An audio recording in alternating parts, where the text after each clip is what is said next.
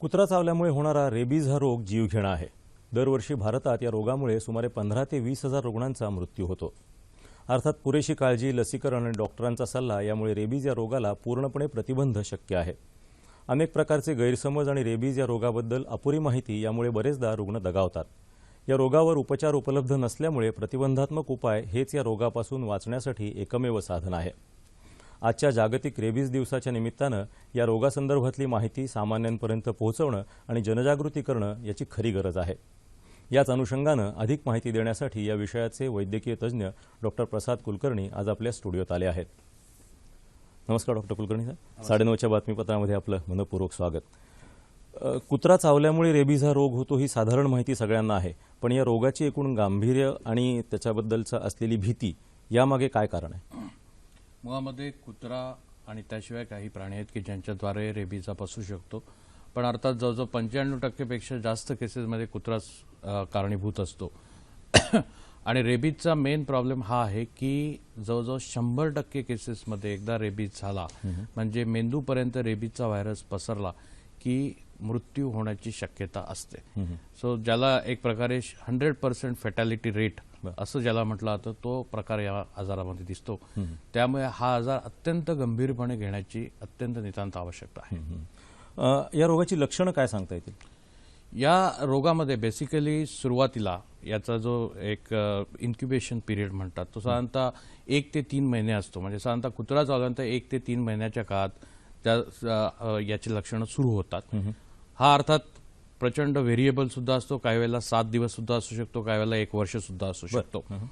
आणि याची जी सुरुवात होते ती साधारण लक्षणांनी होते की साधारणतः ताप येणे किंवा जिथं कुत्रा चावलेला आहे तिथं मुंग्या येणे वगैरे, जळजळ होणे, दुखणे, हे असले साधारणतः प्रकार दिसायला लागतात।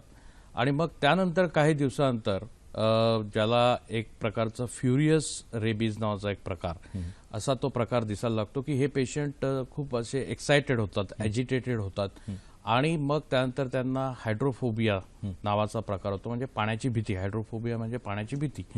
सो त्यांना अगदी पाणी दिसलं, पाणी पिलं तरी त्यांना प्रचंड त्यांच्या स्नायूंना स्पाझम्स होतात।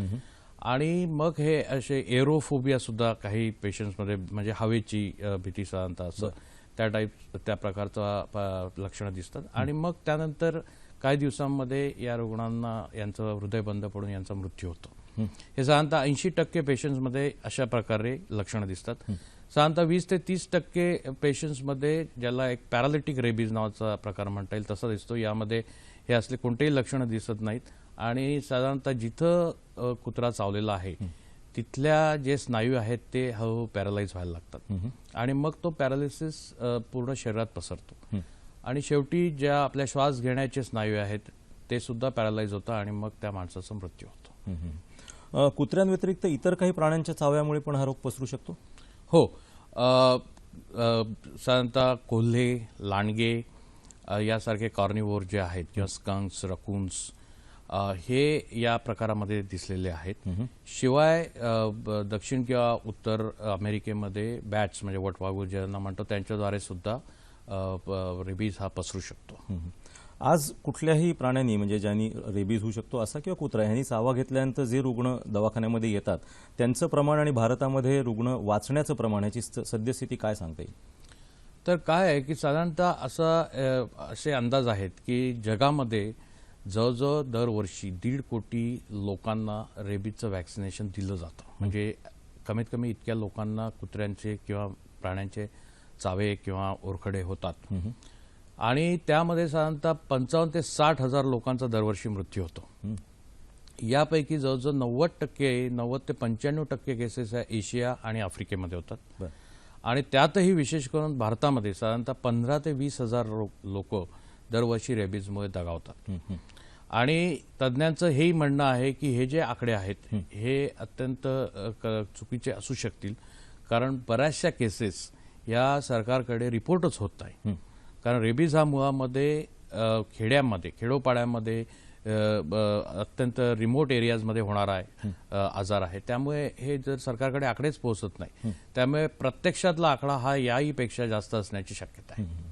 तुम्ही आता म्हटलं त्याप्रमाणे ही फक्त प्रतिबंधात्मक उपाययोजना त्याच्यावर महत्त्वाची आहे. तर हा प्रतिबंध लसीद्वारे होऊ शकतो, पण पूर्वीपासून जी लस माहिती आहे लोकांना ती पोटामध्ये 14 इंजेक्शनं घेण्याची, तर आता नवीन लसी काय पद्धतीच्या आल्यात? हो. सो पूर्वीचे जे ह्या लसी होत्या ह्या थोड्या क्रूड प्रकारच्या होत्या. नर्व टिश्यू वॅक्सिन्स त्यांना म्हणायचे आणि त्याचे पोटात इंजेक्शन वगैरे ते घेतले जायचे. पण अर्थातच आता ते त्या पूर्ण त्या प्रकारच्या लसीवर बंदी आलेली आहे. आणि आता गेले 20-25 वर्ष अत्यंत चांगल्या प्रकारच्या लसी बाजारात उपलब्ध झालेल्या आहेत. त्यांना टिश्यू कल्चर वॅक्सिन्स म्हटलं जातं. आणि या लसी अत्यंत चांगल्या प्रकारच्या सुरक्षित अशा आहेत आणि अत्यंत इफेक्टिव्ह आहेत. सो जर ह्या लसी व्यवस्थित प्रकारे तज्ज्ञांनी सांगितल्याप्रमाणे जर घेतल्या गेल्या तर रेबीज 100% हा टाळता येऊ शकतो. दरवेळेला प्रत्येक कुत्रा चावण्याच्या घटनेमध्ये लसीकरणातनं प्रतिबंध शक्य आहे का अजूनही काही उपाय किंवा विचार करावा लागतो? तर कसं आहे की लसीकरण हा एक भाग झाला.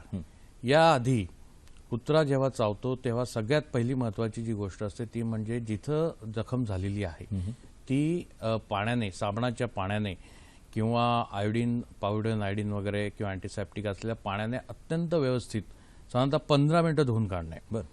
प्रत्येक जी झालेली जखम आहे ती धुतली गेली पाहिजे. आणि नळाखाली जर तुम्ही ती धरली, फ्लश करणं ज्याला म्हणता येईल तशा प्रकारे केलेली ती केव्हाही चांगली, की जेणेकरून रेबीज व्हायरस जर त्या जखमीमध्ये असेल तर तो ताबडतोब तिथनं बाहेर फेकला जाईल.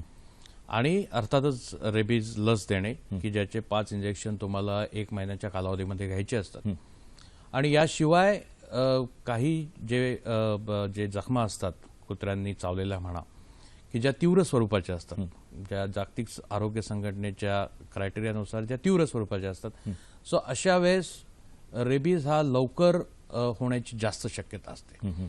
आणि रेबीज लसीचा जो परिणाम असतो तो 14 दिवसांतर होतो शरीरामध्ये. या आधी जर रेबीज व्हायरस मेंदूपर्यंत पोहोचला तर अर्थातच त्याला रेबीज होणार आणि तो पेशंट मरणार हे उघड आहे. सो त्यासाठी तुम्हाला एक रेडीमेड अँटीबॉडीज या रेबीज इम्युनोग्लोबुलिन्स नावाच्या औषधाने द्याव्या लागतात.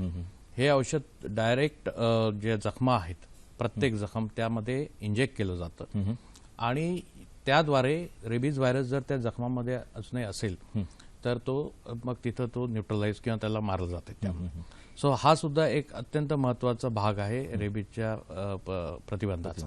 म्हणजे खरं तर हा व्हायरस शरीरामध्ये घुसल्यापासून मेंदूपर्यंत पोहोचण्याची शर्यतच आहे, ती आपण जिंकली पाहिजे व्हायरसनी जिंकण्यापेक्षा, असं म्हणायला हरकत नाही. या रोगासंदर्भात बरेच अपसमज किंवा गैरसमज आहेत, तर त्याबद्दल थोडक्यात सांगा.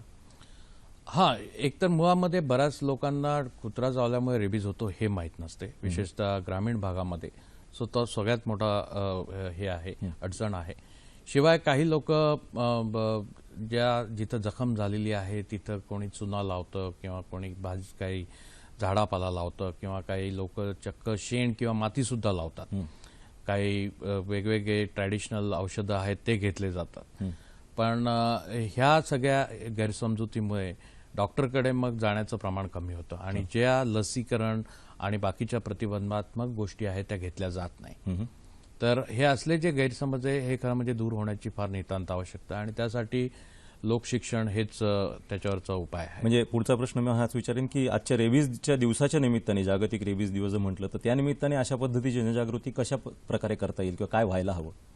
यासाठी बऱ्याच माध्यमातून खरं म्हणजे जनजागृती होऊ शकते. मग त्यामध्ये सोशल मीडिया असो किंवा प्रिंट मीडिया असो किंवा इव्हन TV सारखा मीडिया असो, यामधनं जनजागृती करणं फार आवश्यक आहे. आणि मी ज्याप्रमाणे म्हटलो की ग्रामीण भागात विशेषतः अत्यंत दुर्गम भागांमध्ये या रोगाचं प्रमाण जास्त असल्यामुळे तिथं पोहोचणं हे अत्यंत आवश्यक आहे. आणि लहान मुलांची काळजी या दृष्टीने घेतली जाणं. हां, तर हा एक अजून एक वेगळा भाग आहे की साधारणतः 40 ते 50% हे जे रेबीज होण्याचे जे रोगी असतात हे लहान मुलं असतात, 15 वर्षाखालचे, 5 ते 15 वर्षाखालचे मुलं की ज्यांना फारसं कळत नसतं आणि ते कुत्र्यांबरोबर खेळत असतात. त्यांना ओरखडा होऊ शकतो, त्यांना कुत्रे चावू शकतात. बऱ्याचदा हे मुलं आपल्या घरी आईवडिलांना सांगत नाहीत आणि त्यातनं रेबीज त्यांना होऊ शकतो. शिवाय यांची उंची कमी असते आणि शरीरयष्टी छोटी असल्यामुळे कुत्र्यांचा प्रतिकार करू शकत नाही. आणि जनरली हे मुलं अर्धी पॅन्ट घालत असल्यामुळे त्यांचे पाय सुद्धा उघडे असतात. त्यामुळे त्यांना रेबीज होण्याची शक्यता जास्त असते. त्यामुळे आई वडिलांनी याबाबत विशेष खबरदारी घेण्याची फार गरज आहे. खरोखर आजच्या या दिवसाच्या निमित्ताने आमच्या प्रेक्षकांना खूप सोप्या शब्दात रेबीजबद्दल तुम्ही माहिती दिलीत आणि पुढे उत्तरोत्तर यातनं चांगल्या पद्धतीचा अवेअरनेस किंवा लोकांमध्ये जनजागृती व्हावी अशी आपण इच्छा आणि आशा करूया. आपण इथे आलात त्याबद्दल मनापासून धन्यवाद. धन्यवाद.